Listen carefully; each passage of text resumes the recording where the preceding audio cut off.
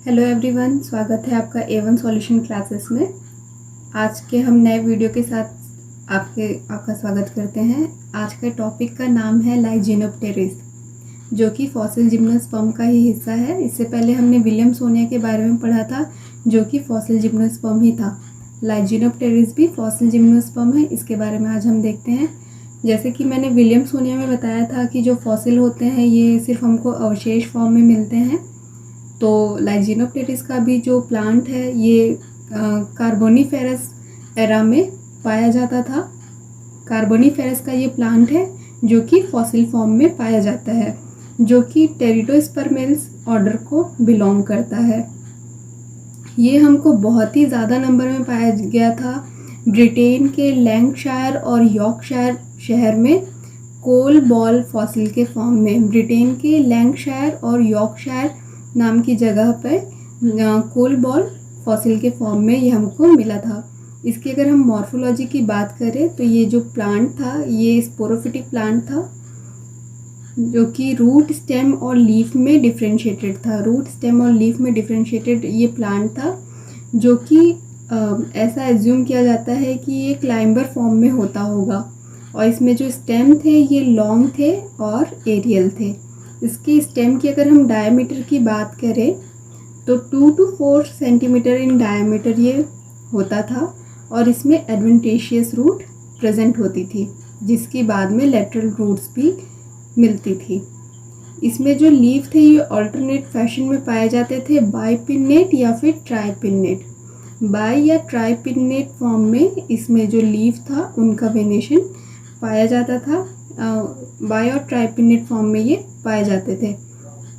इसमें जो स्पाइंस थे, कांटे थे, ये लीफ और स्टेम दोनों ही जगह पर हमको मिलते थे, और शायद ये इनको क्लाइंबिंग में मदद करते थे। जो स्पाइन है इस पौधे को, जैसे कि मैंने बोला कि ये प्रोबेबली क्लाइंबर प्लांट था, तो जो स्पाइंस थे ये इसको क्लाइंबिंग में मदद करते थे। इसमें जो लीफ थे ये मेटामॉर्फोसिस शो करती थी, यानी कि मॉर्फोलॉजीज की दो तरीके की होती थी, और ये माइक्रोस्पोरोफिल और मेगास्पोरोफिल का फॉर्मेशन करती थी, यानी कि मेल और फीमेल रिप्रोडक्टिव ऑर्गन का ये फॉर्मेशन करती थी।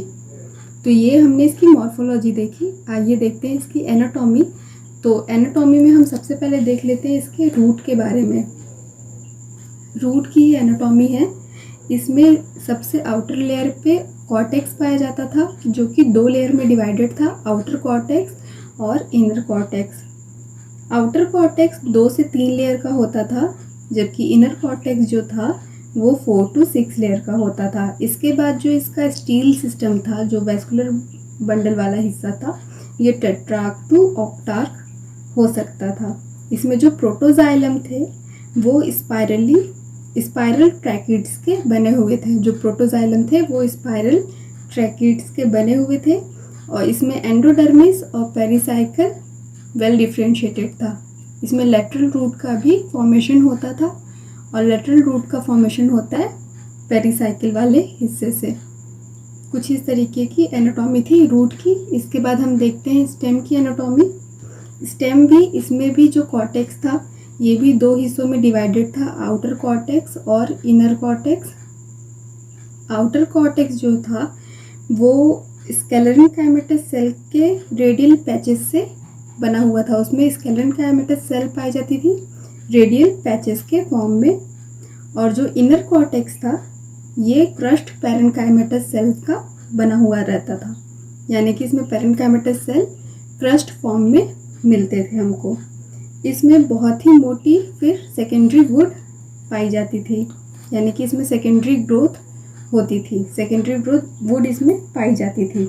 और सेकेंडरी वुड के अंदर तकरीबन 5 सेपरेट प्राइमरी जाइलम के स्ट्रैंड्स पाए जाते थे। सेकेंडरी वुड के अंदर तकरीबन 5 प्राइमरी जाइलम के स्टैंड पाए जाते थे, जो कि मेजार कंडीशन में होते थे।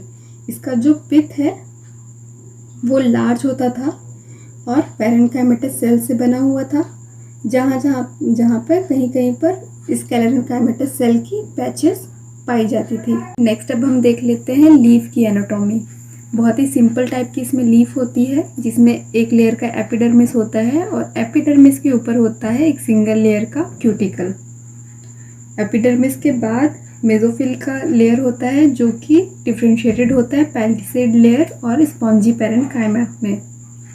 एपिडर्मिस होती है एक सिंगल लेयर की, उसके ऊपर क्यूटिकल होता है और जो मेसोफिलिक एरिया होता है ये दो सेल्स में डिवाइडेड होता है, पैलिसेड सेल्स में और स्पॉन्जी पैरेन्काइमेटस सेल में डिवाइड होता है। इसमें जो स्टोमेटा होता है वो लीफ की सिर्फ लोअर सरफेस पर पाया जाता है। तो ये तो था लीफ का एनाटॉमी। अब हम देखते हैं इसमें रिप्रोडक्शन। ये जो लाइजेनोप्टेरिस प्लांट था वो हेटेरोस्पोरस प्लांट था, यानी कि इसमें दो टाइप के सीड्स बनते थे, माइक्रोस्पोरेंजियम पर और मेगास्पोरेंजियम पर। और ये दोनों ही जो स्पोरेंजियम है ये लीफ पर होते थे। माइक्रोस्पोरेंजियम जिसको हम मेल रिप्रोडक्टिव ऑर्गन बोलते हैं और मेगास्पोरेंजियम यानी कि फीमेल रिप्रोडक्टिव ऑर्गन। माइक्रोस्पोरोफिल्स पर लगे होते थे। माइक्रोस्पोरोफिल्स फर्टाइल लीफ होती है जिसपे माइक्रोस्पोरेंजियम लगे हुए होते हैं। माइक्रोस्पोरेंजियम पर 6 to 7 बाइलोक्यूलर माइक्रोस्पोरेंजिया होते हैं। माइक्रोस्पोरेंजियम पर माइक्रोस्पोरोफिल्स में माइक्रोस्पोरेंजियम और माइक्रोस्पोरेंजियम पर 6 to 7 बाइलोक्यूलर माइक्रोस्पोरेंजिया होते हैं। बाइलोक्यूलर माइक्रोस्पोरेंजिया, और इस माइक्रोस्पोरेंजिया कैविटी के अंदर होते हैं माइक्रोस्पोर्स। ठीक है, माइक्रोस्पोरोफिल्स पर माइक्रोस्पोरेंजियम और माइक्रोस्पोरेंजियम पर बाइलोक्यूलर माइक्रोस्पोरेंजिया और उसके अंदर माइक्रोस्पोर्स प्रेजेंट होते थे। ये जनरली टेट्राक फॉर्म में पाए जाते थे। ये मेल रिप्रोडक्टिव ऑर्गन था और जो फीमेल रिप्रोडक्टिव ऑर्गन था फर्टाइल ओव्यूल जो था वो सीड का फॉर्मेशन करता था। ये सीड इस तरीके से होता था और जो कि सराउंडेड रहता था काफ़ी सारे ब्रैक्ट से। इसके बाद हम सीड का एलएस देख लेते हैं। जो सीड होता है उसका ये एलएस है। जो सीड का साइज़ होता है करीब 5 to 6 mm लॉन्ग होता है और इसकी विड्थ होती है 4 mm। ये इसका साइज़ होता है 5 to 6 mm लॉन्ग होता है और 4 to 4 mm तक इसकी विड्थ होती है, जो कि क्यूप्यूल नाम के एक स्ट्रक्चर से सराउंडेड होती है। क्यूप्यूल नाम का एक स्ट्रक्चर होता है जिससे ये सराउंडेड होती है, जिसके ऊपर काफ़ी सारे ग्लैंड्स लगे होते हैं क्यूप्यूल के ऊपर। ये जो ओव्यूल होता है फर्टाइल सीड ये ऑर्थोट्रोपस होता है, यानी कि इस पे एक माइक्रोपाइल एंड होता है इसके 90 डिग्री एंगल पर। फिर इसमें जो न्यूसिलस होता है वो फ्री होता है और जो न्यूसिलस होता है वो फ्री होता है टिप पर, जो कि उसके नीचे ही पाया जाता है पॉलन चैम्बर। न्यूसिलस अपने टिप पर फ्री होता है, बाकी जगह पर सराउंडेड होता है इंट्यूगमेंट के एक लेयर से और टिप पर फ्री होता है। इसके बाद आता है पॉलन चैम्बर और ये होता है फीमेल गैमेटोफाइट यानी कि ओव्यूल। इसमें जो इंट्यूगमेंट है इसमें भी दो लेयर होते हैं। आउटर लेयर जो कि हार्ड होता है, इंट्यूगमेंट की आउटर लेयर हार्ड होती है और जो इनर लेयर होता है ये फ्लैशी होता है। ठीक है, एलएस ऑफ सीड में हमने क्या देखा कि ये ऑर्थोट्रोपस होते हैं। इसका जो माइक्रोपाइल एंड होता है ये फ्री होता है, यहाँ पे न्यूसिलस, उसके नीचे होते हैं पॉलन चैम्बर। न्यूसिलस के आसपास होता है इंट्यूगमेंट जो कि आउटर लेयर इसका हार्ड होता है और इनर लेयर इसमें होता है फ्लैशी। ये चारों तरफ से क्यूप्यूल नाम के स्ट्रक्चर से सराउंडेड होता है जिसके ऊपर ग्लैंड्स लगे हुए होते हैं। तो आज हमने देखा लाइजेनोप्टेरिस फॉसिल जिम्नोस्पर्म के बारे में। Thank you so much.